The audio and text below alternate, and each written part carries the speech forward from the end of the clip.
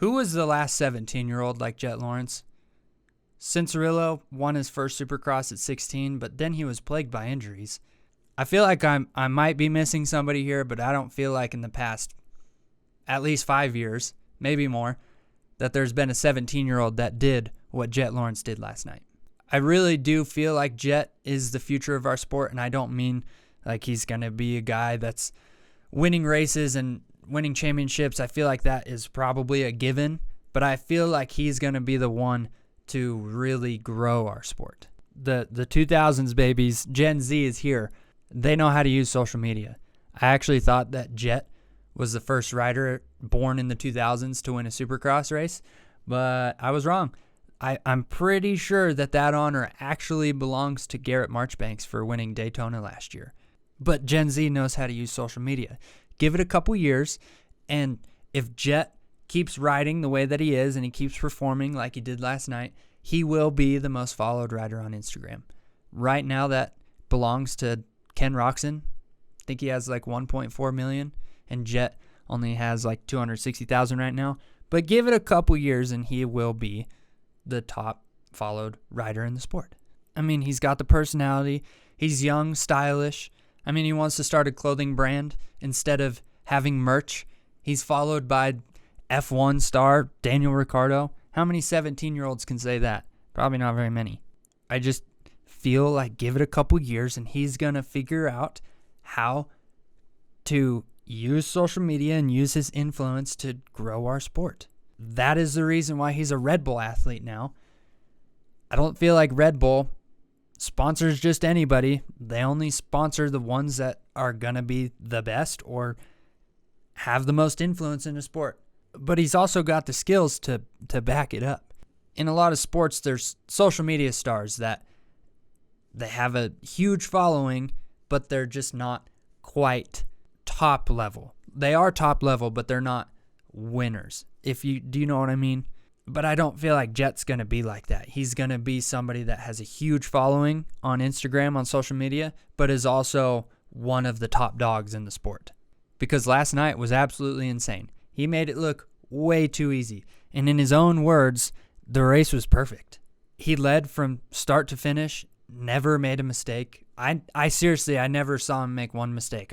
He might have come up just a tad bit short on a couple of the jumps in the rhythm sections, but his corner speed was out of control. His technique was picture perfect, and he looked like he was barely even trying, but he was going so fast.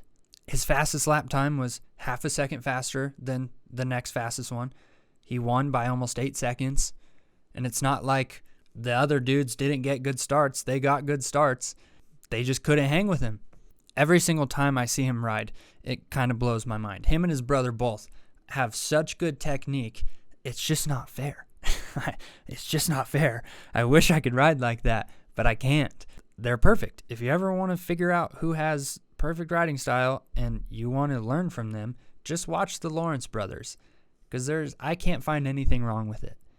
And they make riding look way too easy. I know I already said that, but they make riding look way too easy. And last year, as a 16-year-old, he was like that too. Perfect riding style, but his speed just wasn't quite there. But this year, his speed is definitely there. And he showed maturity of what seemed like a veteran, because he was leading his first ever Supercross race, and he didn't let the pressure get to him.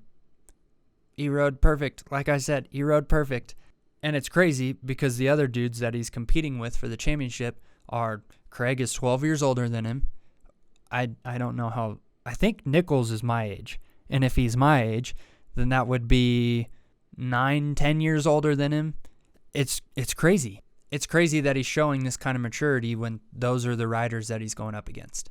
I'm really excited to see where his career goes from here, because I feel like he can definitely be the guy.